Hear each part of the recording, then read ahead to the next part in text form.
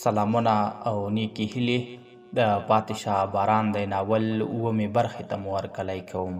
په تیره برخه کې غزن وویل دا دوه رنګي زما فطرت نه بلکې مجبوریت و. کلیوالې جینۍ ته د هلک لخوا لیک لیکل داسې جرم و چې د څانګې د مرګ سبب هم ګرځېدی شو. نو ځکه مې د زرینې د نوم په تکیه دا کار کاوه.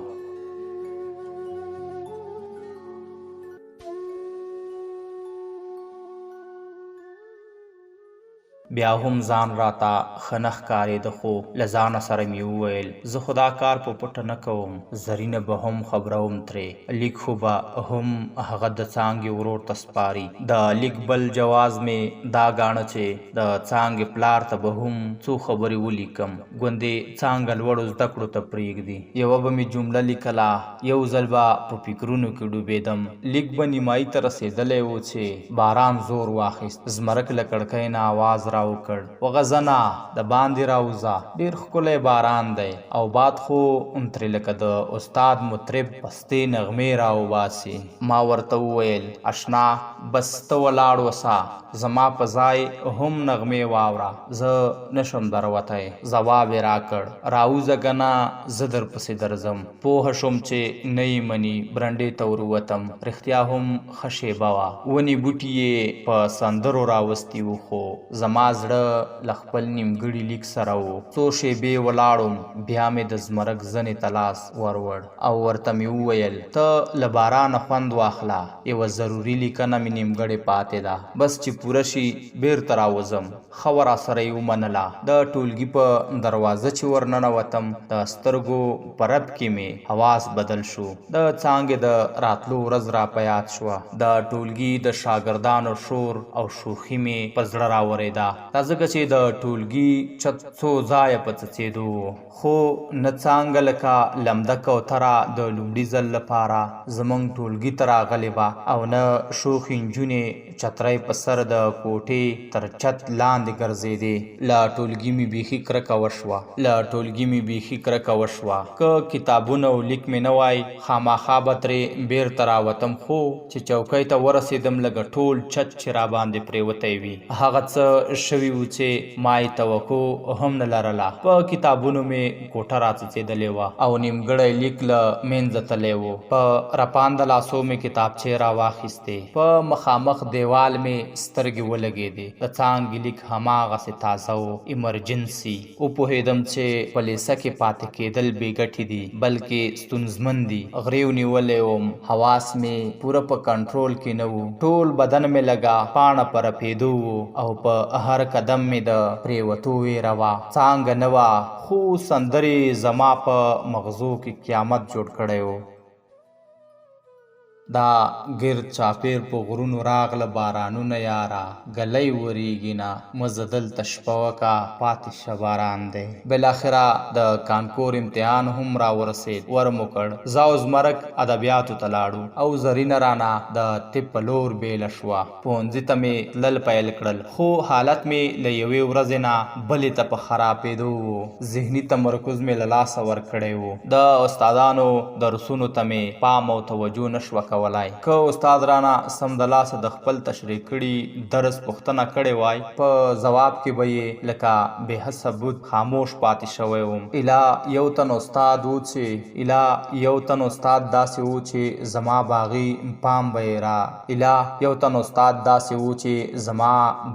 پام به یې رام کاوه، او هغه ځکه چې د مینې او ښکلا قدردان و. ټول کائنات یې پر همدې محور ګرځول، خو کله کله به مې د هغه خبرو ته هم پام نه و. یوه ورځ زمرک د پوهنتون کانتین ته بوتلم او راته یې وویل د څانګې بیلتون لږه کمان په ملا کوږ کړې، هېرولی نه شې؟ په حیرت سره مې ورته وویل څانګه هېرول؟ ایله خو یې د یادولو وخت راغی. ایله خو وپوهېدم چې څانګه څنګه وه او څوک وه.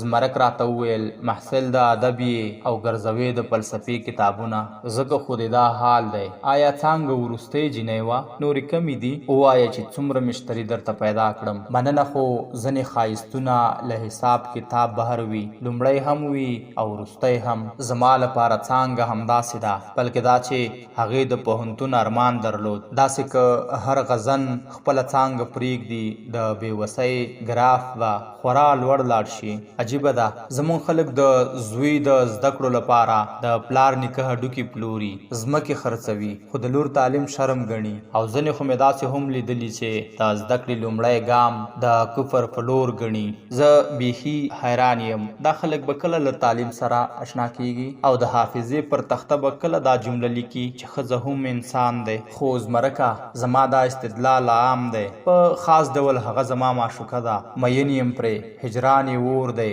سیزي مې ایره کوي مې او بیا زه خو مجبور یم د خپل تقدیر او فطرت په لاسونو کې ګیر یم د خوشحال خان بابا دا شعر سم خبره لري زه خو شرابي یم شیخه څه را سره جنګ کړې برخې ازلي دي کاشکې ما د ځان په رنګ کړې له دې وروسته زمرک هیڅ ونه ویل څو شیبې غلی و بیا یې ساعت ته وکتل ویل یې ټولګي ته د تلو وخت دی ور به شو ما هم ورسره خوښه کړه کانتین والا ته مو پیسې ورکړې او د ټولګي په لور مو مخه کړه سبا چې زمرک ولیدم بیا یې کانتین ته بوتلم ویل یې څه مې درته راوړي ومې پوښته چې څه دي ویل یې که درته یاد وي ما په سوات کې درته د چا نوم اخیستی و نومونه خو ډېرو خو یو پکې د یاد ساتلو وړ نوم و ما لا غور کاوه چې راته یې وویل بس دی په حافظه چول زور درته ښه نه دي دا یې وویل او له یوې کاغذي خلطې د خوشحال خان خټک دیوان راوویست ښایي تا دا کتاب لوستی وي خو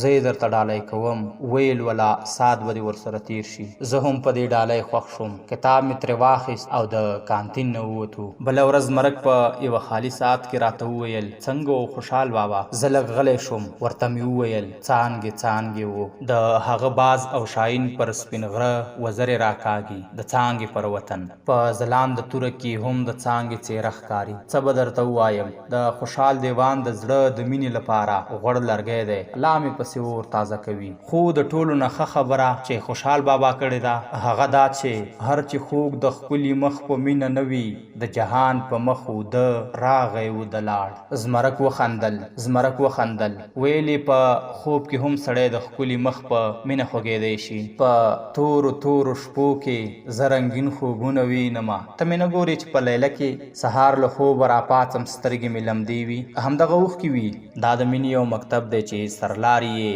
د سلطان محمود لټان دي هغه دا خبره وکړه خو چې ماته یې پام شو په بله دنیا کې ورته ښکاره شوم راغی تر څنګ مې کېناست زما لاس یې په خپل لاس کې ونیو ویلې ولې زما په کومه خبره خفه شوې ما ورته وویل تا د اوښکو یادونه وکړه د معشوقې بېلتون هم عجیبه وي د اوږد انقلاب غمیزو ته لکه غر ولاړم خو بېګا مې اوښکې وڅڅېدې په څانګه پسې خو خفه پرې نه یم اوښکې زما د مادي وجود برخه ده څومره یې چې له لاسه ورکوم هومره مې ورسره روح پیاوړی کېږي زمرک راته وویل زموږ نړۍ مادي ده دلته به د مادي وجود هم قدر کوې زما طبیعت بحث ته نه و برابر نو ځکه مې ورته وویل ستا خبره سمه ده خو هغه په مسکا راته وویل لکه چې دې خبرې مې فلسفیانه رنګ درلود ځکه دې خوښه کړه یوازې همدومره مې ورته وویل چې کیدای شي دواړه مسکي شو او لیلې ته لاړو لیلې ته به زه او زمرک ډېر ځله یو ځای تلو یوه ورځ یې راته وویل غزنه ډېر بدل شوی دومره بدل شوی چې اوس دې زه هم نشم بدلولی خو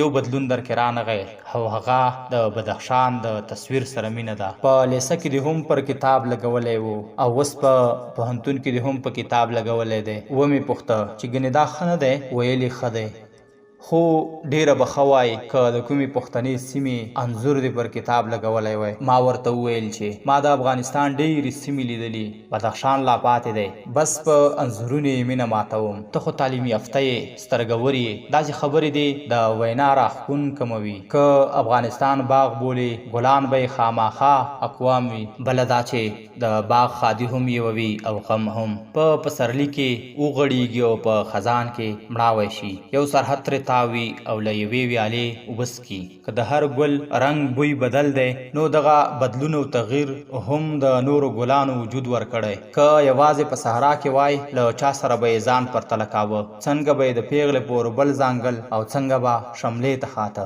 زمرکه په یو ګل نه پسرلی کیږي، ځکه خوشحال بابا وایي د سحر باده گذر په چمن بیا کړه، په چمن کې رنګارنګ ګلونه واکړه.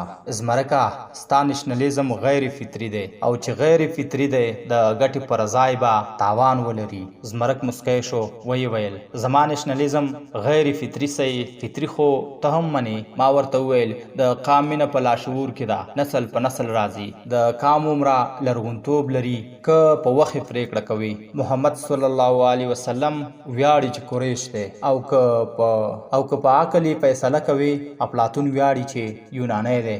زه هم مسلمان انسان یم، همداسې یم. که پښتون خوښوم له بله قامه به ولې نفرت کوم؟ بس همدومره قوم خوښوم چې بدخشان مې خوښ دی، له ننګرهار سره عشق لرم.